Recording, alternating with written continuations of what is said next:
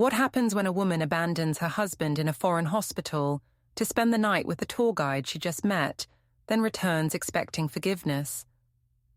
I convinced myself that my husband's medical emergency was just bad timing. That one passionate night in Barcelona didn't count because we were on vacation, and that his quiet anger was just him being dramatic.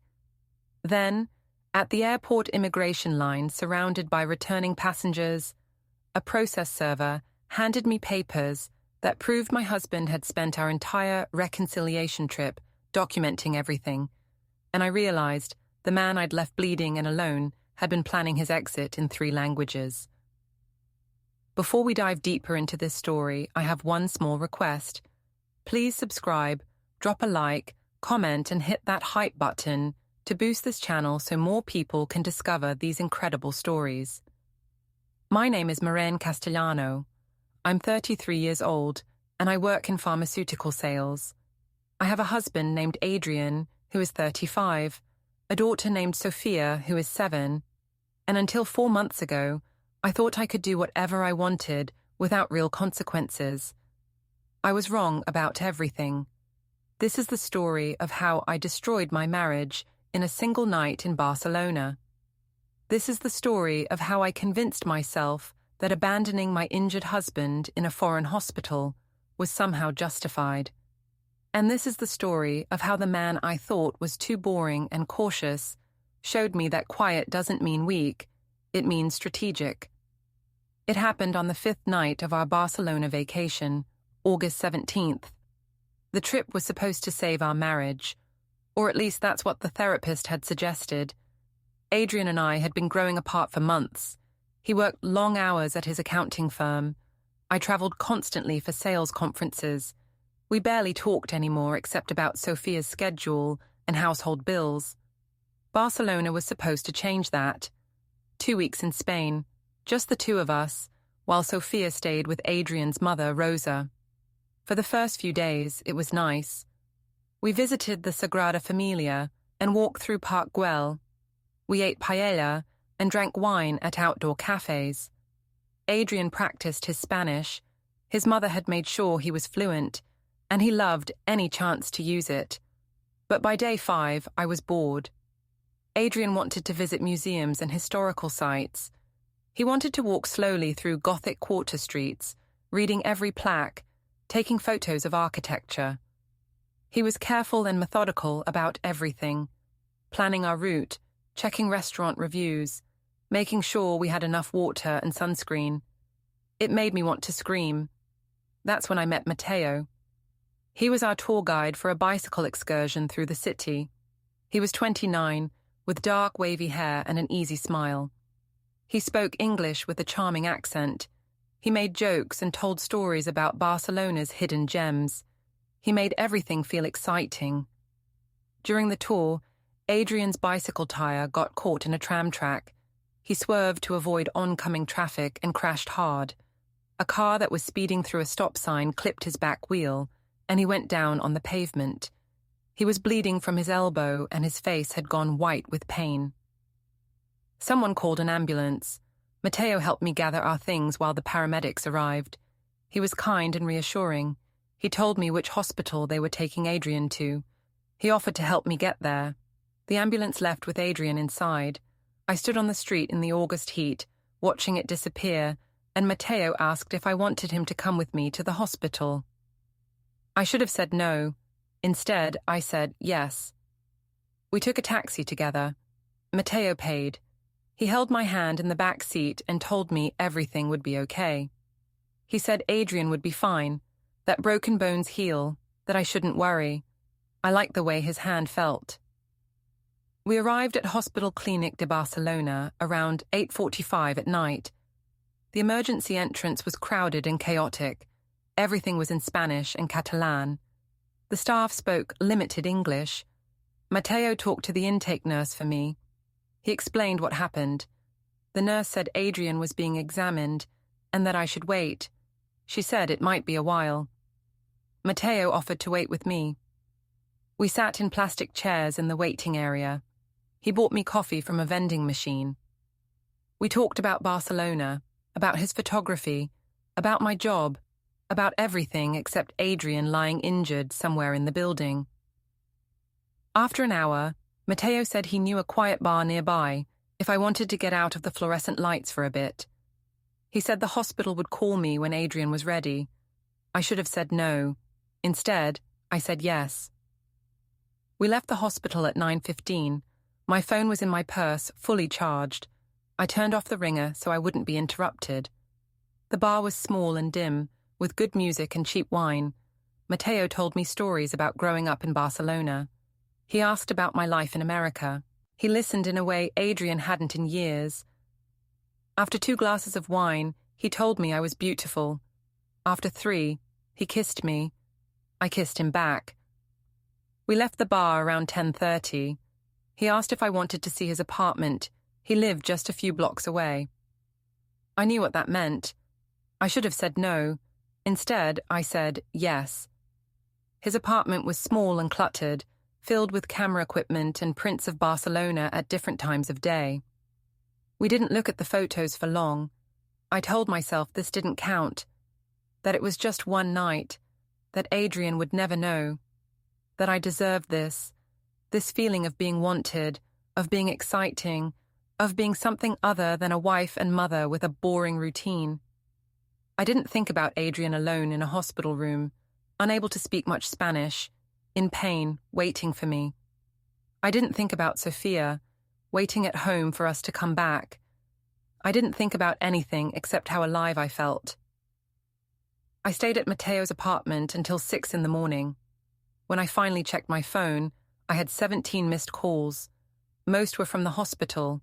4 were from Rosa, Adrian's mother. 1 was from an unknown Spanish number. My stomach dropped.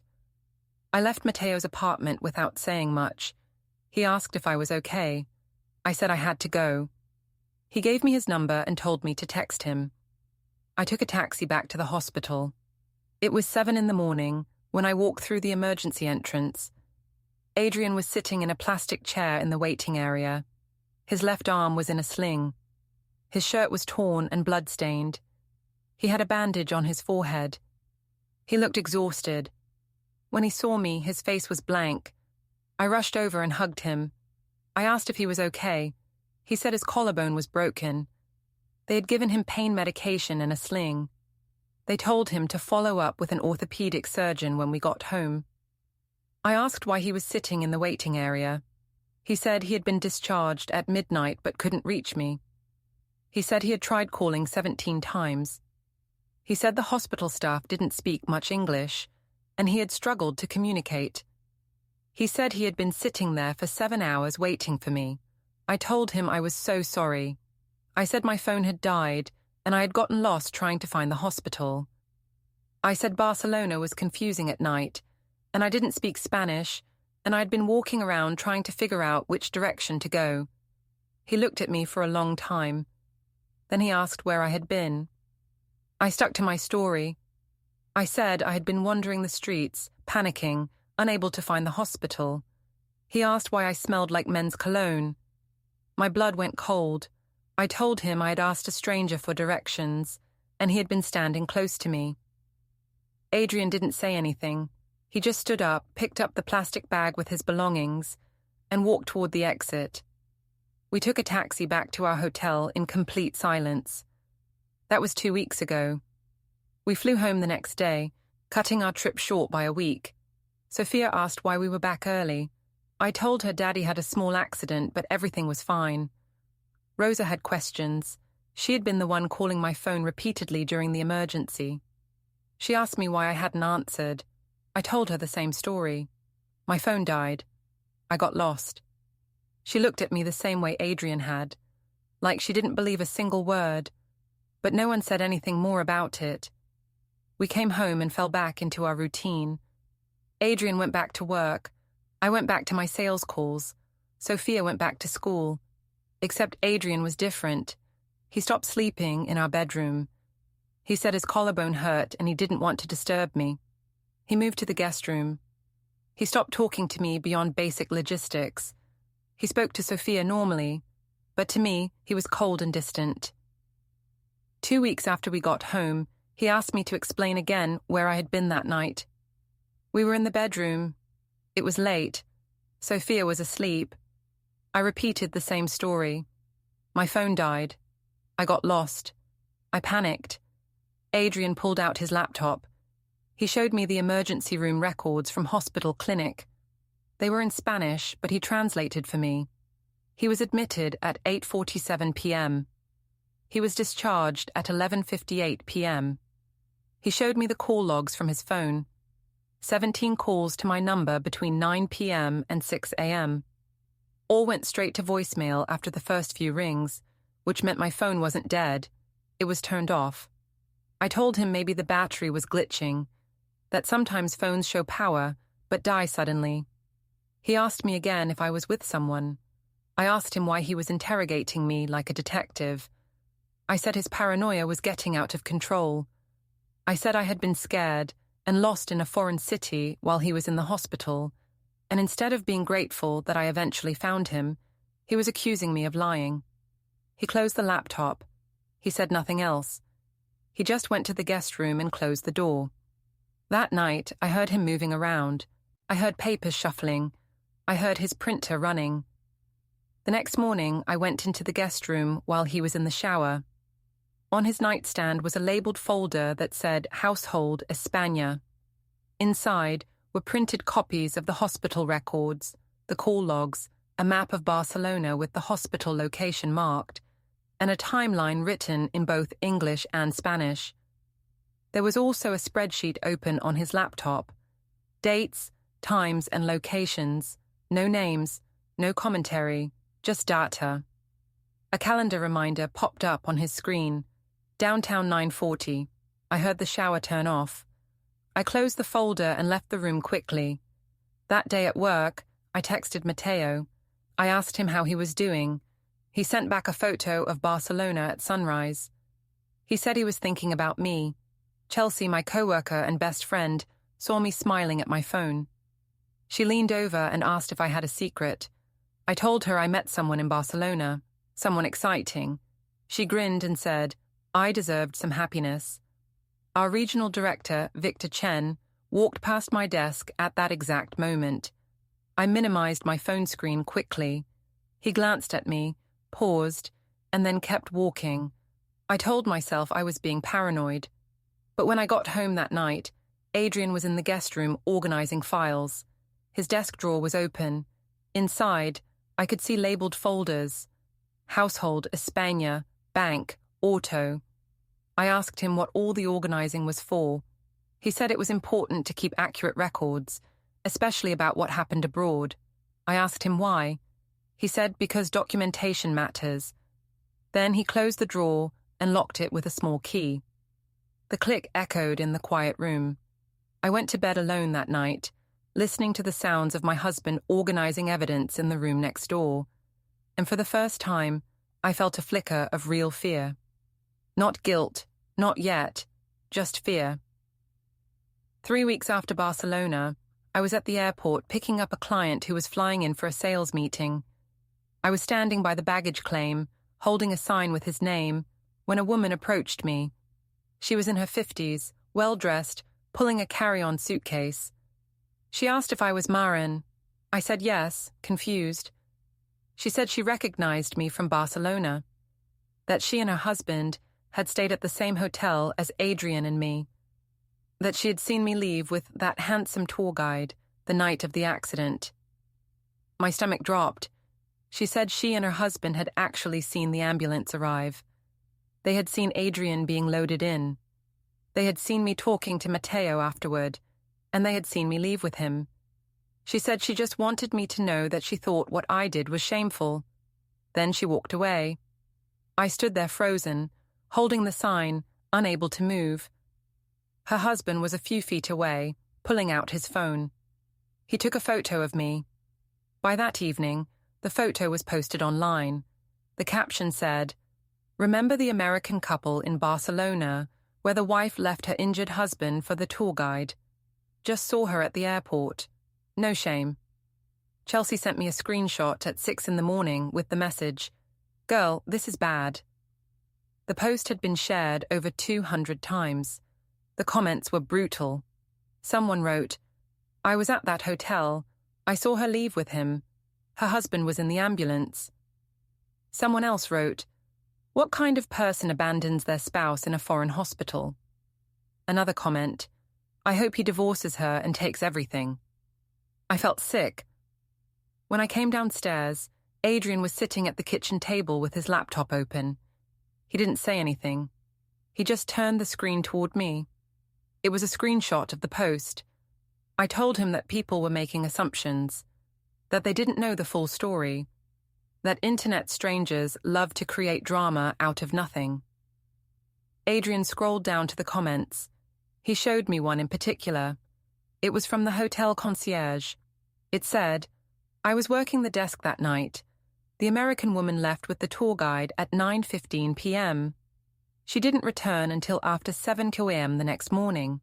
Her husband sat in our lobby for 3 hours after being discharged because he couldn't reach her."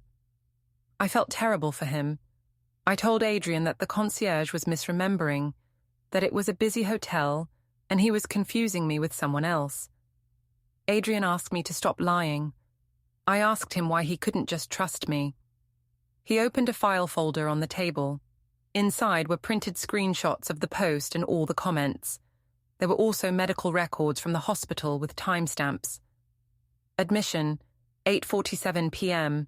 Discharge, 11:58 p.m. There was also a visitor log.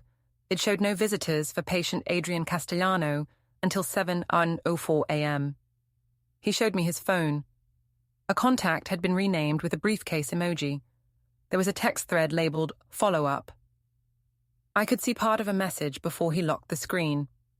Received documentation. Will review. I asked him who he was talking to.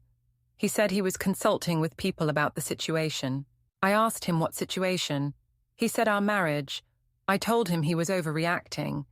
He said that leaving your spouse alone in a foreign hospital for 9 hours wasn't something to underreact to. I said I had explained what happened. He said my explanation was impossible given the evidence. Then his phone rang. It was Rosa, his mother. He answered and spoke in rapid Spanish. I only caught a few words. Sí. Evidencia. Familia. After he hung up, he told me that both our families were invited to Sophia's dance recital on Saturday. He said both families had questions they wanted answered. I felt my chest tighten. That night, I couldn't sleep. Around 1 a.m, I heard Adrian's printer running. I got up and tried the door to his office. It was locked. In the morning, I saw him carrying a thin binder to his car. It was labeled Viaje Travel in his neat handwriting. It looked much thicker than it should have been for just tickets and receipts. There was also a Spanish-English legal dictionary on his passenger seat. I asked him where he was going. He said he had errands. I asked him what kind of errands required a legal dictionary. He said the kind that required precision. Then he drove away. I called Chelsea and told her everything. The post, the comments, Adrian's folders and spreadsheets, his calls with his mother. She said that maybe Adrian was just being thorough because he was upset. She said men sometimes overreacted when their pride was hurt. I wanted to believe her. But that evening, when Adrian came home, he went straight to his office and locked the door. I heard him on the phone again, speaking Spanish in low tones. At one point, I pressed my ear to the door and heard him say, "Sí, todo documentado. Necesito traducción certificada." Yes, all documented. I need certified translation. I went back to the bedroom and stared at the ceiling. For the first time, I wondered if I had underestimated my husband. Adrian wasn't dramatic. He wasn't emotional. He didn't yell or throw things or make threats. He just quietly gathered evidence, and I had no idea what he was planning to do with it. Saturday arrived. Sophia's dance recital was at 6 p.m. at the community center downtown. Both families had been invited. My parents, Martin and Claudia, my sister Brianna, Adrian's mother Rosa, and a few other relatives. The tension in the lobby before the performance was thick enough to cut with a knife. My mother tried to make small talk with Rosa. Rosa responded with polite but cold one-word answers. My father stood with his arms crossed, looking uncomfortable. He had been in the military for 30 years before retiring. He valued honor, duty, and integrity. He had barely spoken to me since the Barcelona story went public. Brianna, my younger sister, arrived late. She was a journalist, always busy with some investigation or deadline. She hugged Adrian warmly. She gave me a brief nod. Before the performance started, Brianna pulled me aside in the hallway. She asked me directly if the story was true. If I had really abandoned Adrian at the hospital to sleep with someone else.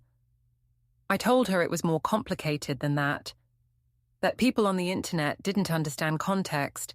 She asked me what context could possibly justify leaving an injured person alone in a foreign country.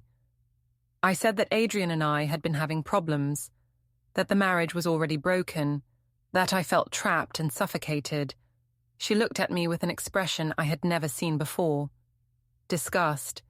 She said that none of that justified what I did, that I had embarrassed our family, that she had spent the last week fielding questions from colleagues and friends who had seen the posts. I told her she didn't understand what it was like to be in a dying marriage. She said she understood perfectly what it was like to make excuses for unforgivable behavior. Then she walked away. During intermission, both families gathered in the lobby. Someone brought cookies. People were making awkward small talk. I made a comment, trying to lighten the mood, about how Adrian had always been a little too cautious and paranoid, especially after one drink in Barcelona had made him sick enough to fall off a bicycle. The room went silent. Rosa turned to look at me. Her face was hard. She said in clear, precise English that Adrian didn't drink before riding bicycles, that he hadn't fallen, that he had been hit by a car that ran a stop sign, that he had broken his collarbone and needed emergency medical care. I stammered that I meant he was disoriented from the pain. Rosa said that disorientation doesn't explain why his wife disappeared for 9 hours. My father stepped forward. He asked to speak with me in the hallway. We went outside. The evening air was cool. My father looked older than I remembered. He said that he had raised me better than this. That honor mattered. That integrity mattered. That if I had done what people were saying I did, then I needed to admit it and face the consequences. I told him that everyone was ganging up on me, that no one was giving me a chance to explain. He said I had been explaining for 3 weeks, and my explanations kept changing. He asked me directly, "Did you abandon Adrian at the hospital to be with another man?" I looked at my father, this man who had taught me about duty and responsibility and doing the right thing even when it was hard, and I couldn't say the words, so I said nothing. He nodded slowly. He said that silence was an answer too. Then he went back inside. After the recital, Sophia came running up to us. She had performed beautifully, and she was excited. She hugged Adrian first, then me. She asked me why Grandma Rosa looked angry. I told her that Grandma was just tired. Adrian was standing right there. He heard me lie to his daughter. His jaw tightened, but he didn't say anything. We drove home in silence. Sophia fell asleep in her car seat. The next morning, I had to run to the supermarket for groceries. I was in the checkout line when the cashier, a young woman, maybe 25, said loudly to the bagger, "That's her, the Barcelona lady from the posts. Can you imagine leaving your husband bleeding in a foreign country?" Every person in line turned to stare at me. I felt my face burn. I abandoned my cart and walked quickly to my car. When I got home, I went straight to the bedroom and locked the door. On the kitchen wall calendar in the hallway, I'd noticed something on my way upstairs. A date 3 weeks away was circled in red. Next to it was a sticky note that read, "Bring forms, traducción completa," complete translation. That evening, Adrian was in the garage.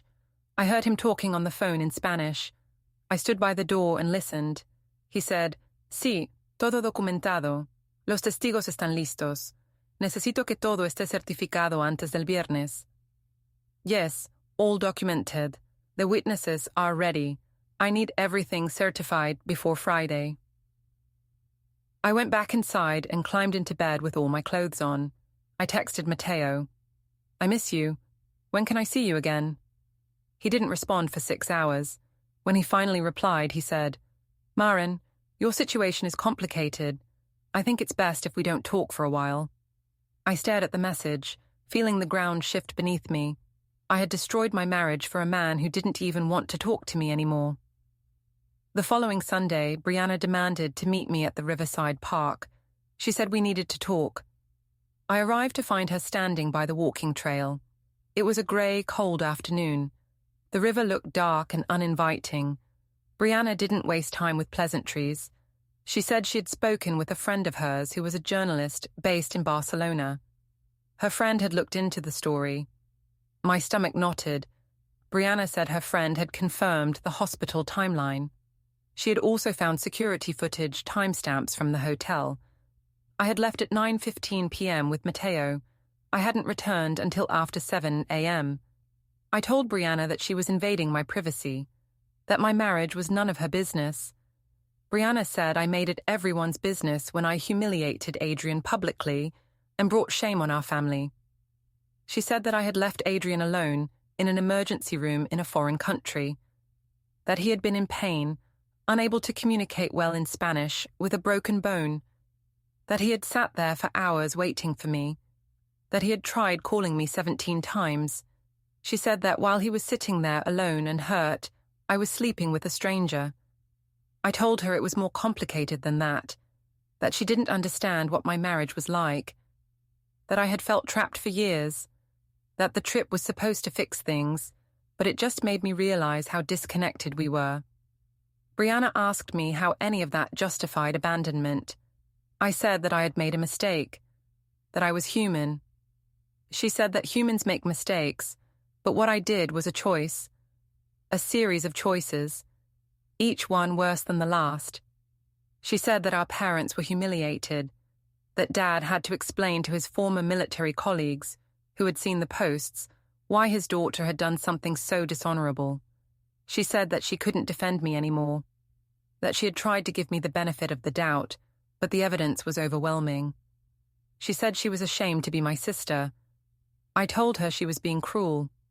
She said I was the one who had been cruel, and that I was still refusing to take responsibility. Then she walked away, leaving me standing alone by the river. When I got home, Sophia was sitting at the kitchen table drawing. She looked up at me with her wide brown eyes and asked if I wanted to see her picture. It was a drawing of our family, but in the picture, Mommy and Daddy were standing far apart. There was space between them. I asked her why we were so far apart in the picture. She said because that's how we stand now. That evening, I found Sophia on the stairwell landing.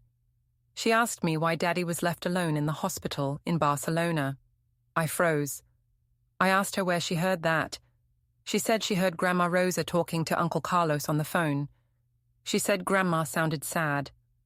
I told Sophia that Mommy made a mistake, but sometimes grown-ups make mistakes. Sophia looked at me with an expression far too serious for a 7-year-old. She asked if I left Daddy on purpose. Before I could answer, Adrian appeared at the top of the stairs. He looked at me, then at Sophia. He told Sophia gently that they would talk about it tomorrow. He said it was bedtime. Sophia went to her room. Adrian didn't say anything to me. He just looked at me with that same unreadable expression, not angry, not hurt, just resolved, and went back to his office. The next morning, I received a meeting request from Victor Chen, my regional director. The subject line read, "Conduct discussion, Monday 8 a.m., required attendance." Chelsea texted me, "What did you do?" "Victor is asking questions about Barcelona." I felt panic rising in my chest. That night, I tried to look at Adrian's laptop while he was putting Sophia to bed. It was sitting on his desk, closed but not locked. I opened it. The screen came to life, showing browser tabs, International Custody Jurisdiction, Divorce Recognition Spain US, Evidence Authentication Translation Services, Sworn Declaration Abroad. I heard footsteps in the hallway. I closed the laptop quickly and pretended I was looking for a pen. Adrian entered. He looked at the laptop, then at me. He asked if I needed something. I said I was looking for a pen. He opened a drawer and handed me one. Then he picked up the laptop and carried it to his locked office.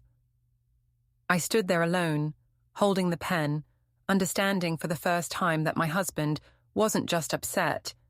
He was building a legal case, and I had no idea how far it had already gone. On Thursday evening, I attended a company networking mixer at a hotel bar downtown. It was mandatory. Victor had made that clear. I hadn't wanted to go, but I had no choice. I was standing at the bar when my phone buzzed with a message from Mateo. It said, "I can't do this anymore. Your life is too complicated. Don't contact me again." I tried calling him. The call wouldn't go through. He had blocked me. I sat at the bar alone, drinking wine I didn't taste, and realized that I had destroyed my entire life for a man who had just blocked my number. He had never cared about me. I was just a tourist, a vacation fling, someone exciting for a week, then forgotten, and I had given up everything for that. I drove home and found Adrian in the garage loading boxes into his car. I asked him what he was doing. He said he was organizing documentation. I told him I had made a terrible mistake, that I wanted to fix things, that I wanted to work on our marriage. He stopped loading the boxes and looked at me. He said that some things couldn't be fixed through conversation. They could only be addressed through proper legal processes. I asked him what he meant by legal processes. He said he had been consulting with professionals both here and in Barcelona to make sure everything was handled correctly across jurisdictions. I asked if he was filing for divorce. He said I would receive formal notification soon. I looked at the boxes in his car. They were labeled with date ranges. I could see folders inside with documents, some in English, some in Spanish.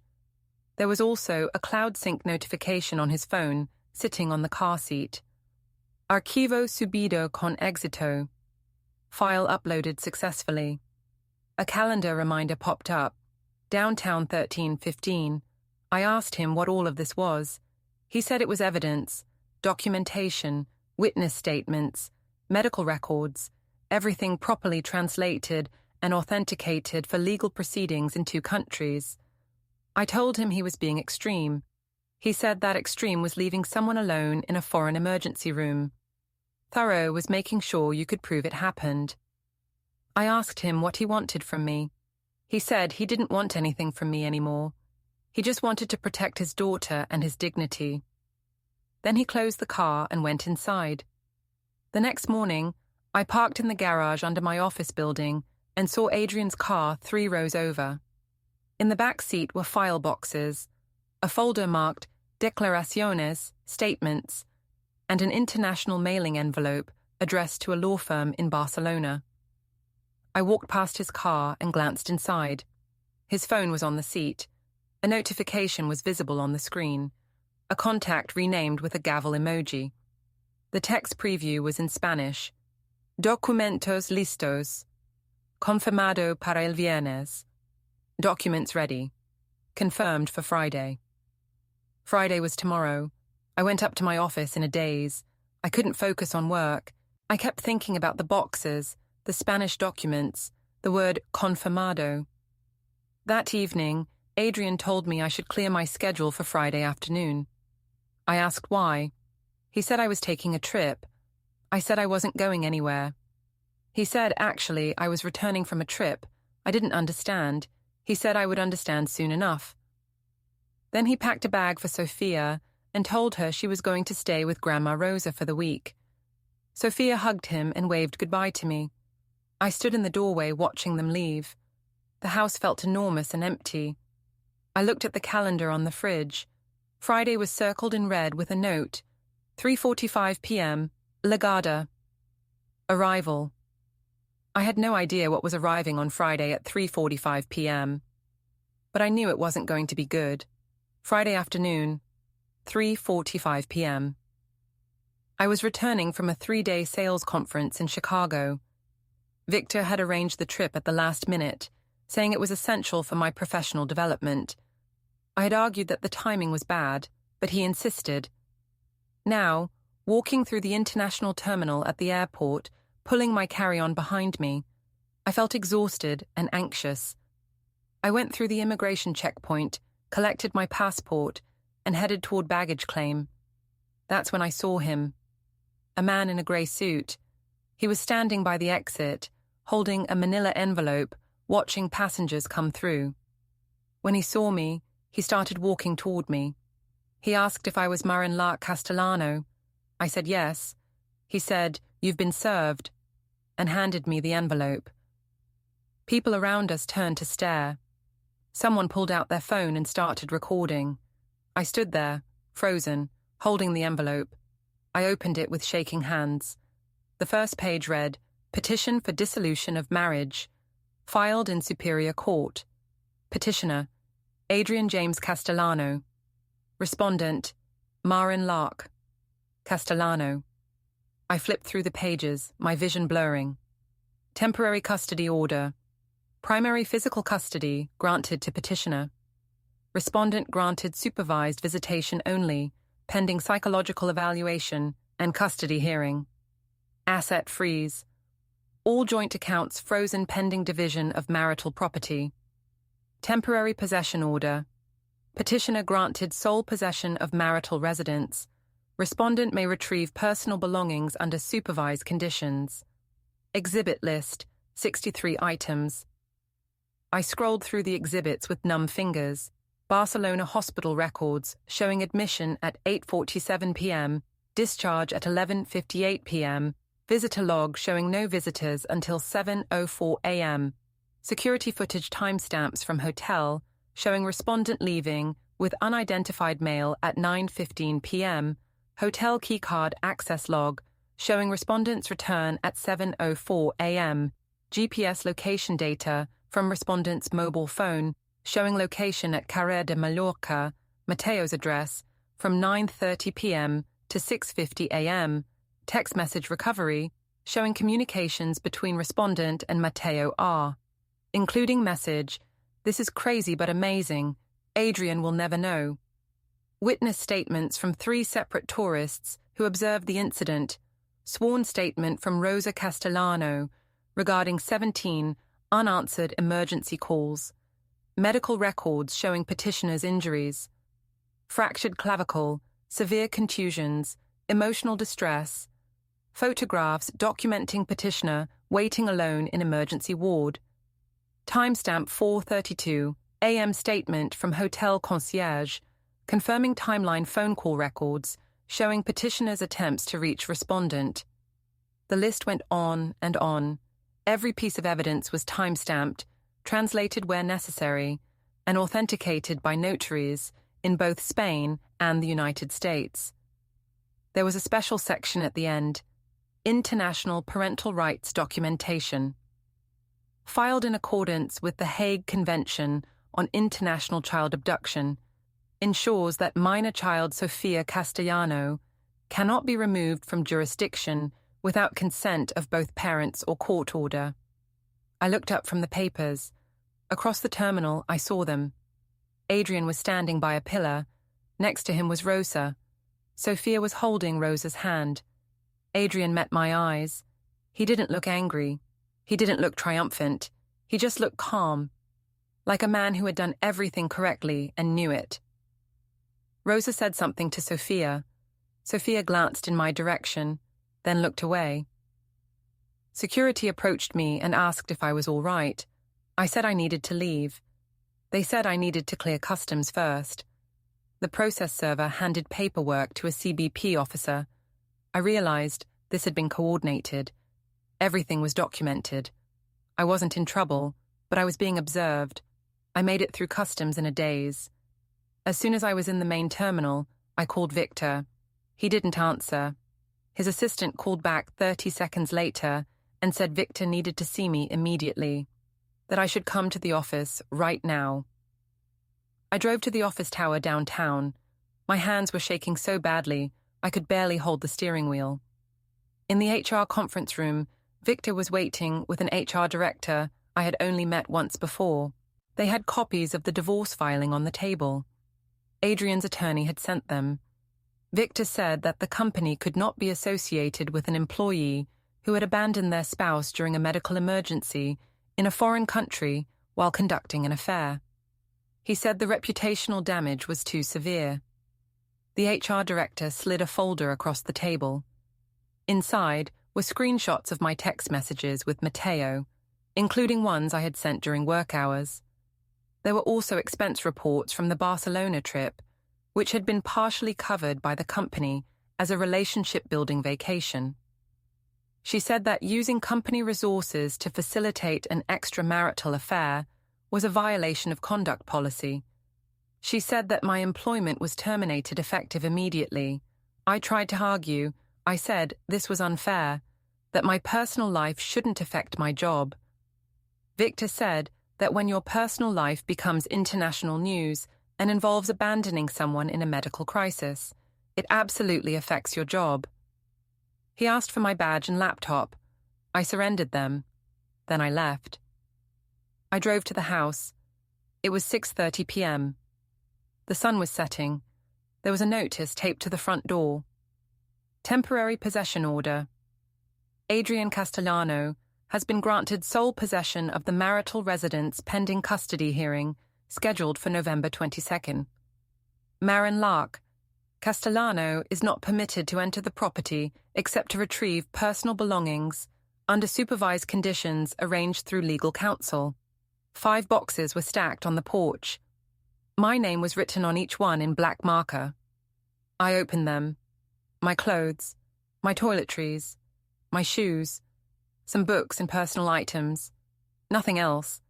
Everything else, the furniture, the photos, the life we had built, was inside the house, where I was no longer allowed to go. I looked through the living room window. Adrian, Rosa, and Sophia were inside. Sophia was showing them a drawing. They were smiling, actually smiling, the first genuine smiles I had seen on any of them since Barcelona. Rosa glanced toward the window and saw me. She said something to Adrian. He stood up and closed the curtain. My phone buzzed. A voicemail from an attorney named Patricia Gomez. Ms. Castellano, several colleagues referred you to me. Given the evidence in the filing, especially the international documentation and the hospital abandonment, you're facing significant challenges in custody proceedings. We need to meet Monday at 8 a.m. Your exposure is substantial. Please call me back immediately. I sat down on the porch step and read through the exhibit list again. Every single piece of evidence was there, time-stamped, translated, authenticated, notarized. Adrian had documented everything, in 2 languages, across 2 countries, with international legal recognition. While I was texting Mateo and making excuses and gaslighting everyone who asked what happened, Adrian had been building a case that would hold up in court in 2 jurisdictions. I turned to the final page. There was a personal statement from Adrian. It had been written in Spanish and translated to English. Both versions were included. On the night of August 17th, I was struck by a vehicle while cycling in Barcelona. I sustained a fractured clavicle, severe contusions, and was admitted to Hospital Clínic de Barcelona. My wife was notified by emergency services at approximately 8:50 p.m. She did not arrive at the hospital until 7:04 a.m. the next morning, more than 10 hours later. During those 10 hours, hospital staff attempted to reach her 17 times. I attempted to reach her 17 times. My mother, who was caring for our daughter in the United States, attempted to reach her 4 times. All calls went unanswered. When my wife finally arrived, she smelled of cologne that was not mine. Her clothing was disheveled. She claimed her phone had died and she had gotten lost.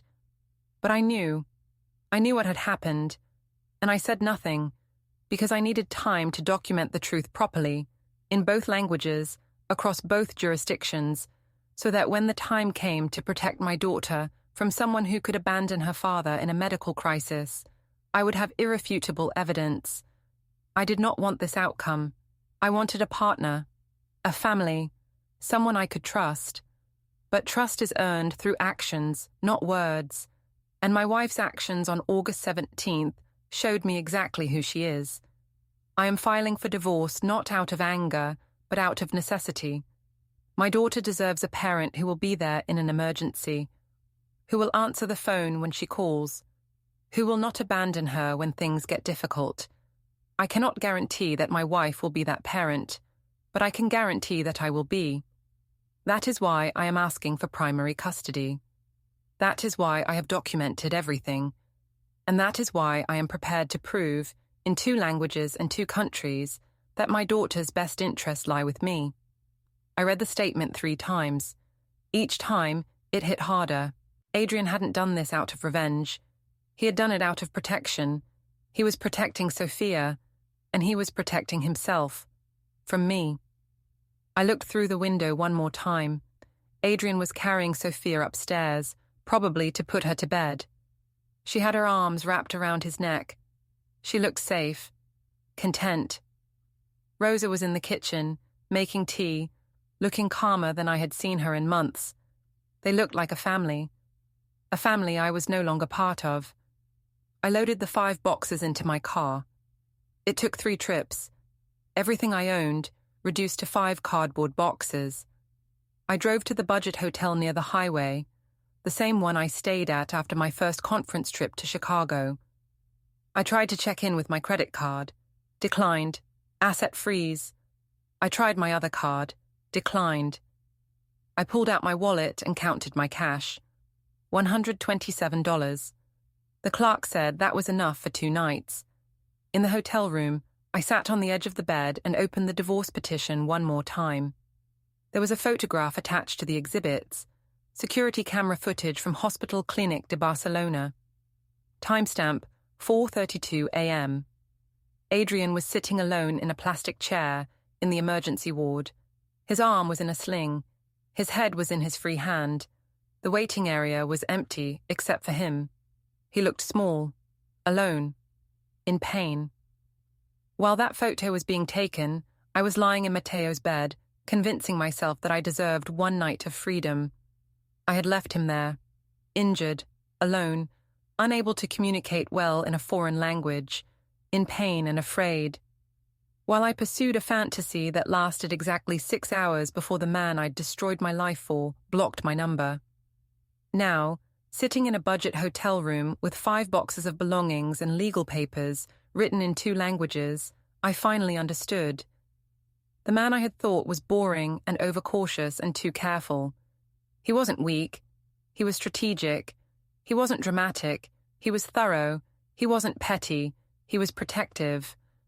And while I was busy convincing myself that I deserved more excitement, more passion, more adventure, he was quietly documenting every single thing I did, in 2 languages, across 2 countries, with every piece of evidence authenticated and translated and prepared for legal proceedings that would destroy what remained of my life. I looked at my reflection in the mirror across from the bed. I didn't recognize the woman staring back. She was a cautionary tale, a person who had been given everything, a faithful husband, a beautiful daughter, a stable life, and threw it all away for 1 night with a stranger who didn't even remember her name a month later. My phone buzzed. A text from an unknown number. It was Patricia Gomez's assistant. Ms. Gomez reviewed your case file. Given the evidence, particularly the authenticated international documentation and the medical abandonment with multiple witnesses, she recommends you prepare for the following likely outcomes. Supervised visitation only, significant financial obligations, including attorney's fees, possible court-ordered counseling, and permanent loss of primary custody. She will discuss strategy Monday 8th a.m. Please confirm. I set the phone down and turned off the light. In the darkness, I could still see that photograph. Adrian alone in the hospital chair, waiting for someone who wasn't coming. I had destroyed my own life, and the worst part was knowing that I had no one to blame but myself. The man I left bleeding and alone in Barcelona hadn't destroyed me. He had simply documented what I had done, and then let the consequences speak for themselves. Don't forget to hit like, subscribe, and turn on the bell so you don't miss the next story. Write in the comments from which city you are watching.